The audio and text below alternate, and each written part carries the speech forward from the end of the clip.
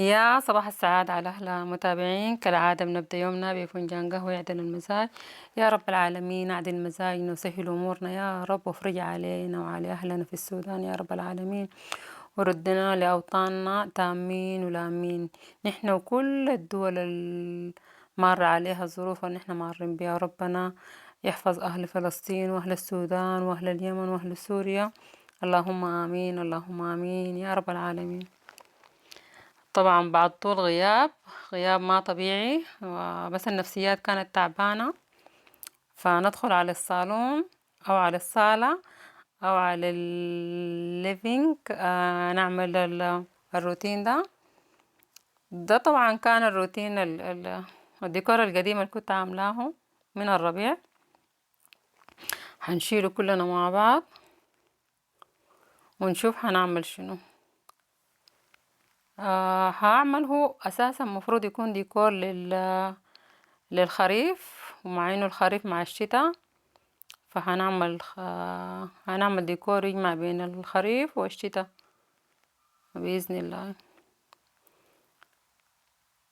اللي هو الحاجات اللي هستخدمها في الديكور هتكون الحاجات شغل اللي هو شغل الخشب مع الجليد مع الشموع. ده الكفر بتاع الكوشن اللي هنستخدمه.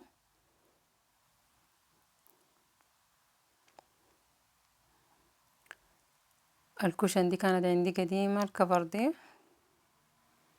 ربنا ما سهل ليها انها تتفرش فبإذن الله نفرش الليلة مع بعض. آه برضو السلو ده نفس القصة، حاجات مخطوطة عندي طولت ما في نفس ذات الزول. الله المستعان يا رب العالمين، الله المستعان. إن شاء الله بتفرج، وإن شاء الله قربت تفرج بإذن الله الواحد الأحد. هنا دي قلنا الكفرات اللي هتتغير بتاعت الكشن. بس هنبدأ يلا نظافة بسيطة كده للصالون. أساسا برضو هستخدم اليخطين اللي هو ده معمول أساسا بالفلين. هدخل مع اللون الأورنج ده اللون الأوف وايت. برضو الفازة هستخدمها خشب، بما انه قلنا الديكور هيكون خشب وجليد وشموع. ده الباسكت بتاع العيش هستخدمه هنا كصينية يعني. عندي ورد صغار كده شتته هنا، وحابدأ اخد حوالينه اليخطين الأورنج مع الأوف وايت.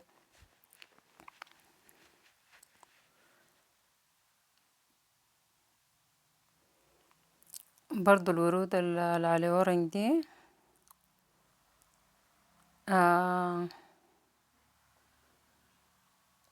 أورنج محروق كده عرفته، والدرجة يعني ما الأورنج الفاقع ده.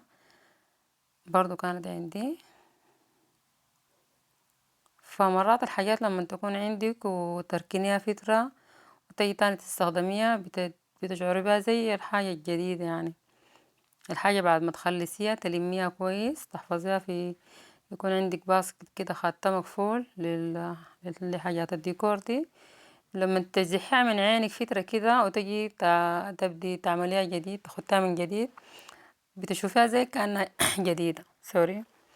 هنا هنبدأ الكنس.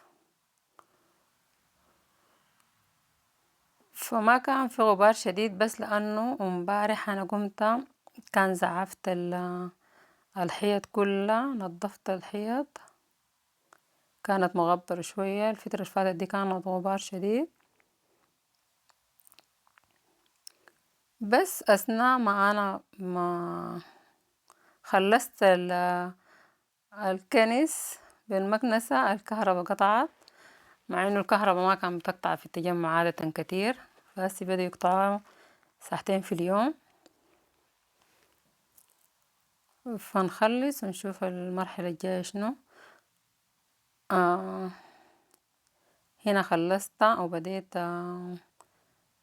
الممسحة بتاعت البخار طبعا بتعرفوها من زمان الناس المتابعيني قديمين، اللي هي بلاك اند ديكر، ممتازة طبعا، بستخدمها في حاجات كتيرة، فيها كم راس يعني، بستخدمها للأرضيات، وبرضو للأنتريه. عندها فرشة تانية، وبرضو عندها فرشة اللي هي راسها حديد كده اللي هو سلك، برضو للحمامات، بتشيل الكلس بتاع الحمامات كلها، فكويسة شديد يعني، لها سنين وسنين معاي الحمد لله. خليكم من الخموم اللي لابساه، وده لابسة أتقل بيجامة عندي ومدبل الشراريب. وطبعا السيراميك لما يكون فيه وانتي بتمسحيه بتشعري بانه الارض تلجت زيادة. فالحاجة الكويسة انها بتعغم، لانها بالبخار بتنظف وبتعغم، بتمسح نظيف لدرجة انه بتشوفي السيراميك ده زي المراية قدامك. يعني دي ممكن تمسحي بيها مرة في الاسبوع، بتغنيك باقي الاسبوع كله. السيراميك بتاعي بيكون محافظ ولامع، وما بتحتاجي اي حاجة غير تكبي لها موية بس انا كان عملت ريفيو عنها قديم في الفيديوهات بتاعتي القديمة، لها سنين، كم سنة، سنتين كده على ما اظن. فلو وصلت معاي لغاية لغاية هنا قبل الكهرباء ما تقطع هتشوفوها معاي، ما تنسوا تخطوا اللايك والما مشترك في القناة الاشتراك في القناة، وتفعيل جرس الكل ليصلكم كل جديد، واكيد الجاي احلى. يلا خليكم مع الفيديو.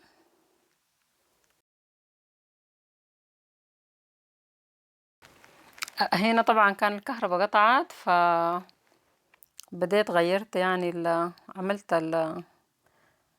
الكفر بتاع الكوشن غيرته، واصلت يعني النظافة، لانه الكهرباء بتجي بعد ساعتين، والباقي ان شاء الله بتم معاكم بعد الكهرباء ما تجي. هنا زي ما قلت لكم غيرت الكفرات كلها.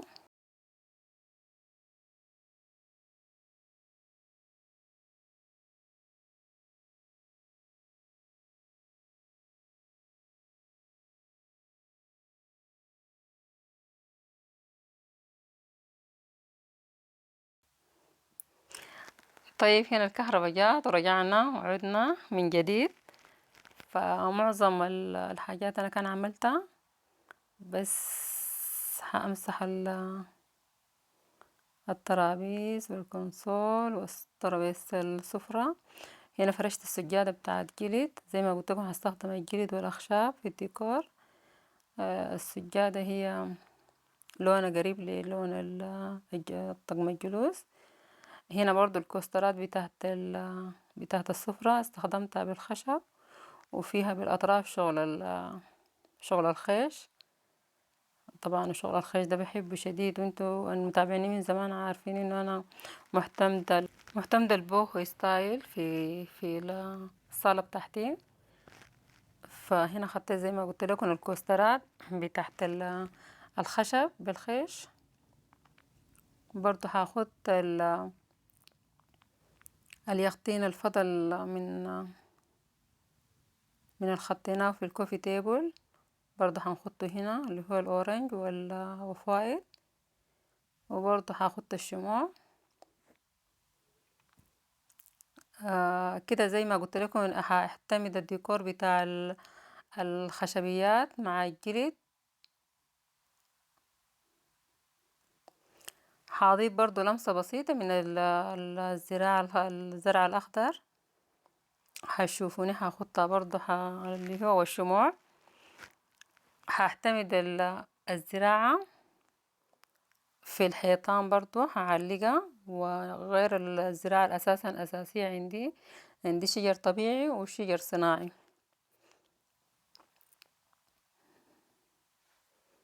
يلا خليكم مع الفيديو. لو وصلتوا معاي لغاية هنا ما تنسوا الاشتراك في القناة وتفعيل جرس الكل ليصلكم كل جديد، وأكيد الجاي أحلى.